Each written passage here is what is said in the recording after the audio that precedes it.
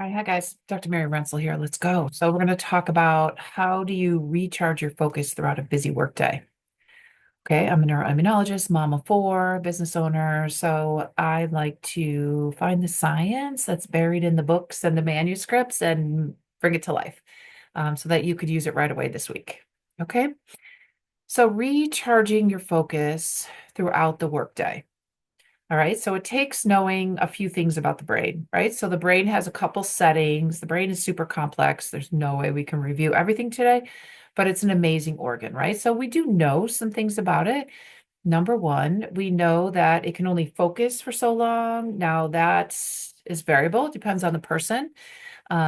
Some people say 90 minutes, some people say 7 minutes. So you might know your own focus cycle. Like you can work on something. Let's say you're trying to get a big task done at work. You know the time of day, maybe that you have the best focus, and you know about how long you can keep your attention.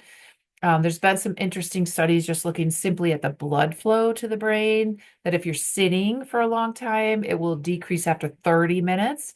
So it may be best to either get up and move around a little bit or move your feet if you are sitting for more than 30 minutes. And another study that was published in JAMA Psychiatry in 2025, the first author is a Dr. Ryman, Reimann. They looked at 231 articles about cognition and sleep deprivation. And they said their conclusion was that short-term sleep deprivation and long-term sleep deprivation affected the brain the same. So let's say you have one bad night of sleep compared to you always have a bad night of sleep, you may have the same effect on your memory and your focus and your energy. Okay. So they said the brain regions that were typically affected when sleep was disturbed, either even just one night or many nights, was thermoregulation. So how you regulate your temperature, action, just planning your action, like your movements of the day, and pain perception. So how you feel pain throughout the day. So very interesting in that sleep can affect, we know it'll, if we feel tired, that we will feel sleepy, but it also can affect other things, this article says. So it's very interesting. And the other thing to think of the brain is it's like a busy parent, right? So it is doing a lot of things. Even as I sit here, it's managing my heart, my GI system, all the systems, my blood pressure, all things, it's my breathing, and I'm not thinking about it. It's some things are automatic. And so the brain is always doing something. So if we also want to learn, we have to make sure we give it what it needs. We can't give it less when we want to learn something, right? So it doesn't make any sense because it's already managing our whole body. Okay, I saw a cool video once where this neuroscientist had the sounds of the body. So if we actually heard and thought about all the different things going on in the body at once, it was super distracting. Talk about distractions. So in order to block distractions that are in our control, in our environments, we can learn how to recharge our brain throughout the workday. This also comes from a book called The Resonant Leadership by a team from Weatherhead and Case at Case Western Reserve University.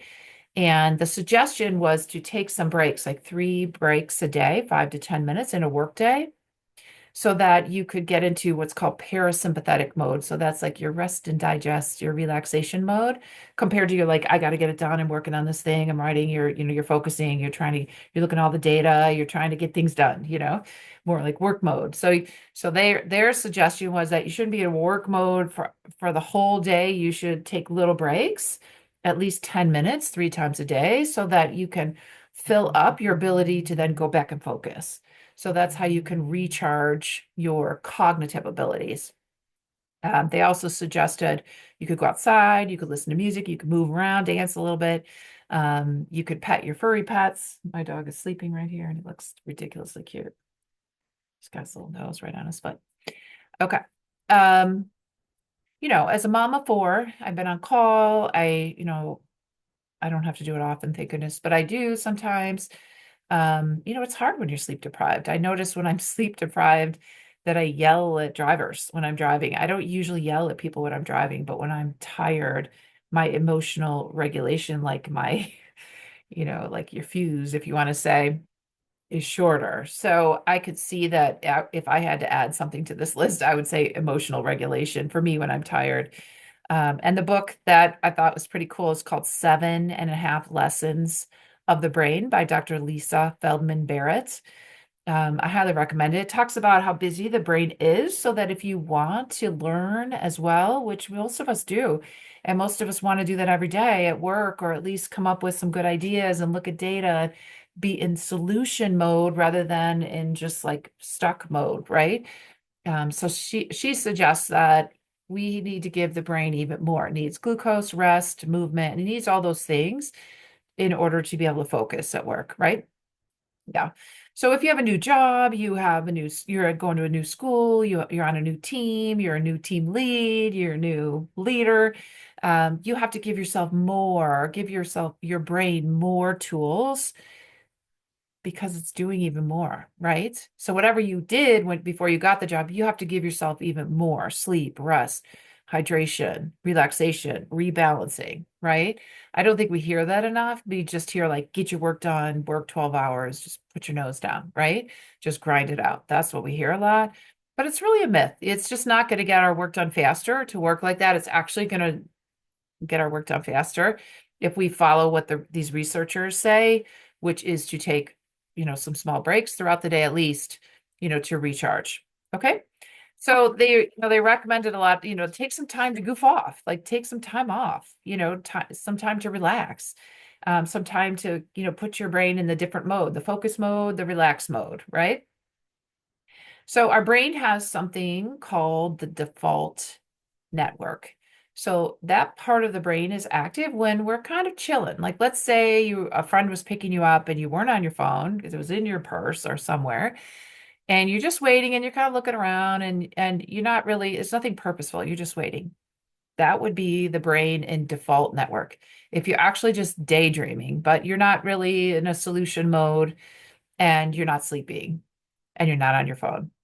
Okay, so that is an interesting state that the brain has, and it kind of connects things. And the theory and the suggested activity of it is that it kind of helps the brain to coordinate like what it saw that day and to file things away and help build memory. So it's good to give your brain a little time off. It needs to file.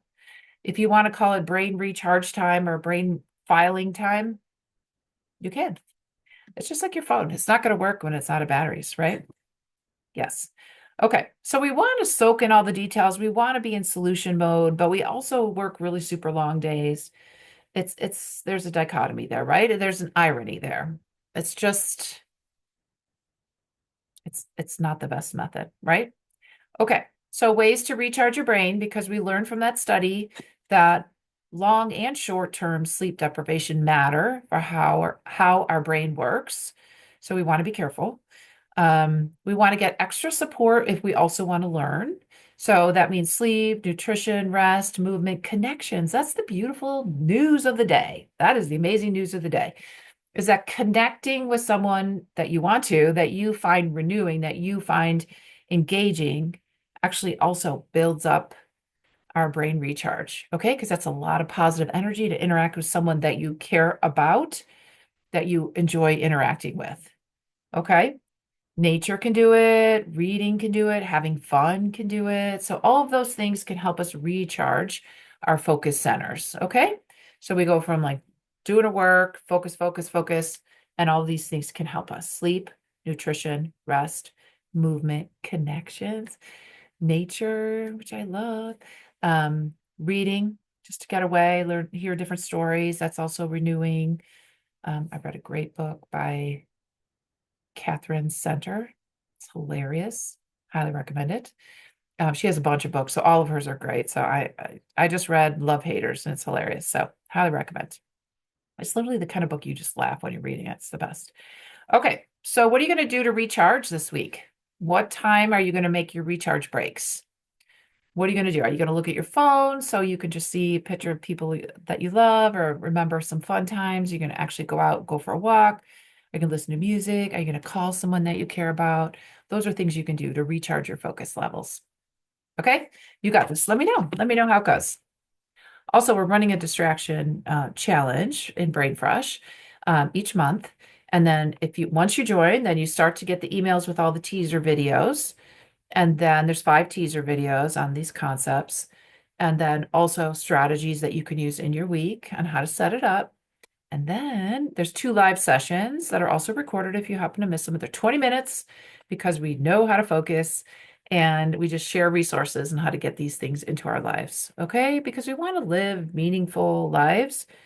I'm coaching a surgeon right now, and she's a total rock star. She's a leader. She's amazing. And she said we were, just strategizing and seeing what she wants to do next. Because I coach women docs in Brain Fresh and in my program called WAG, which is a women accountability group for women docs. So she said, the fact that we kind of strategized and designed a future for her that seemed super exciting has in it what she wants. And so we're taking some steps to get closer to that. She said she would feel relaxed, peaceful, rich in the sense that she feels full and fulfilled. So it's really cool just to take some time, refocus, renew. You got this. I believe in you. Stay in touch. Let me know what works.